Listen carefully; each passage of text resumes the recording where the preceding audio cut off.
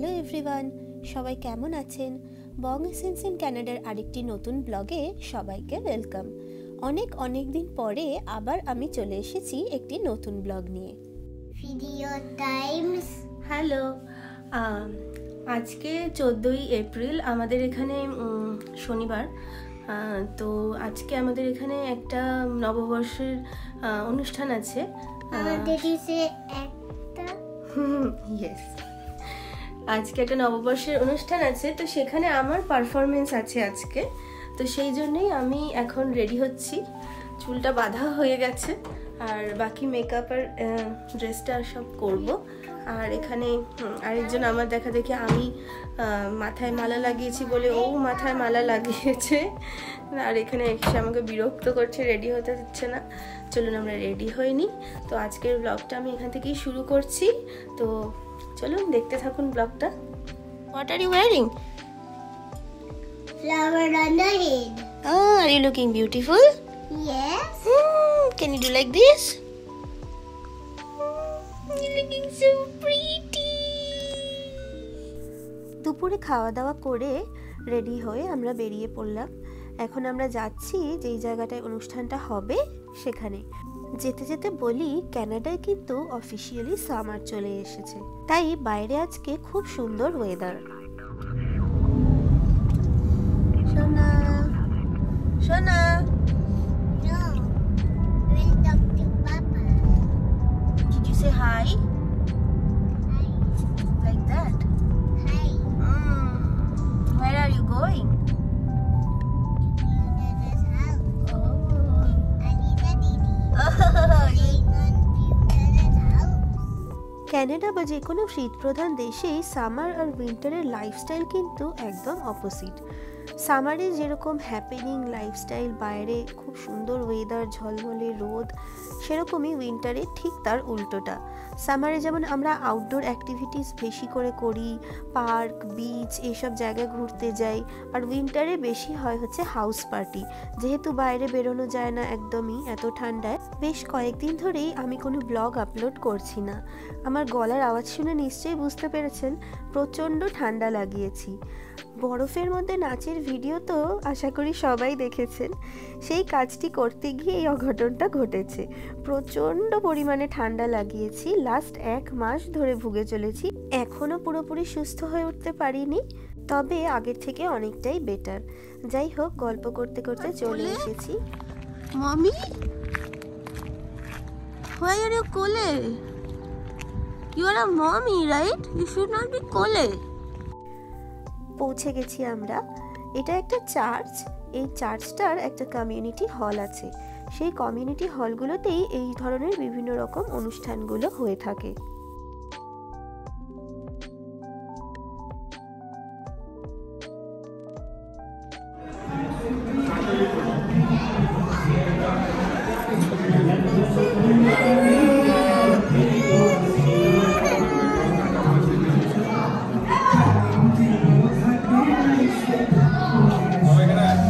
যাও বাবার সাথে যাও, দেখো ছবি তোলে যাও।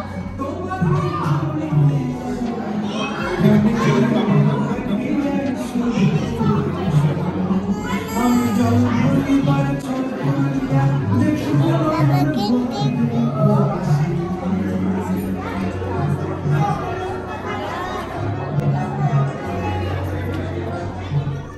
খুব সুন্দর করে ডেকোরেশন করেছে ওরা। ঢুকেই দেখলাম একটা ফটো বুথও আছে, যেখানে পয়লা বৈশাখের ফটোশ্যুটও করা যাবে। আমরাও বেশ প্রাণ ভরে কয়েকটা ফটো তুলে নিয়েছি।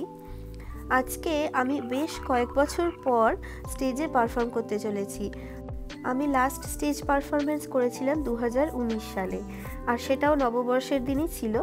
তারপরে এই আজকে আবার করছি। মাঝখানে কোভিড আসলো, ডোরিন হলো, আর ডোরিন হওয়ার পরে এত বেশি লাইফ বিজি হয়ে গেল, আর একটা ডান্স পারফরমেন্স করা মানে সেই নাচটা আগে থেকে রেডি করা, তারপরে ড্রেস করা, মেকআপ করা, বাচ্চা নিয়ে ভীষণই অসুবিধাজনক ব্যাপার। যাদের বাচ্চা ছোট আছে তারা নিশ্চয়ই ব্যাপারটা রিলেট করতে পারবেন। বাট ডোরিন যেহেতু এখন অনেকটাই বড় হয়ে গেছে আর ব্যাপারগুলো অনেকটাই ম্যানেজেবল হয়ে গেছে, তাই আমি আবার করে শুরু করলাম।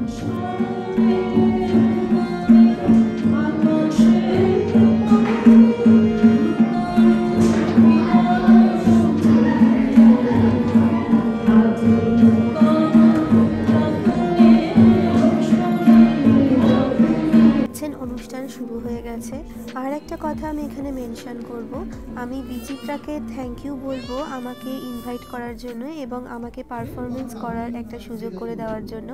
আমার অত্যন্ত ভালো লেগেছে বিচিত্রায় পারফর্ম করে এবং আমি আশা করছি ভবিষ্যতে আরও সুন্দর সুন্দর পারফরমেন্স আমি সবাইকে উপহার দিতে পারবো। আরে রঙ্গবতী রঙ্গবতী কনকলতা হসিব দে কহন কথা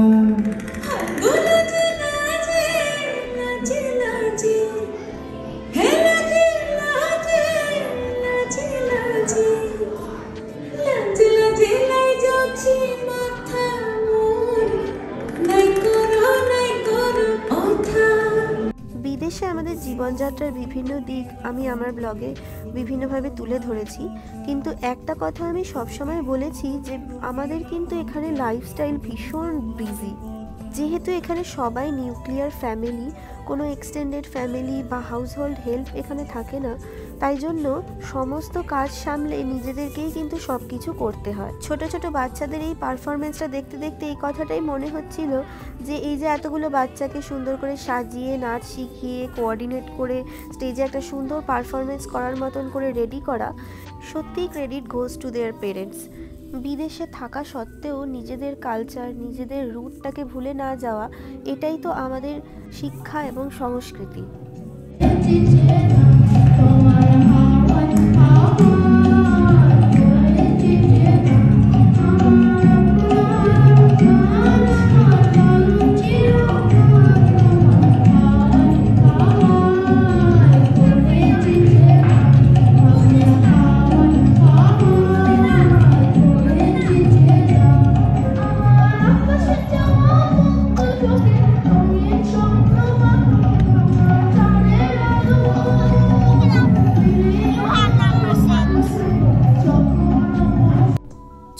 বাচ্চাদের এত সুন্দর সুন্দর পারফরমেন্সে সত্যি নববর্ষের সন্ধেটা একদম জমে উঠেছে।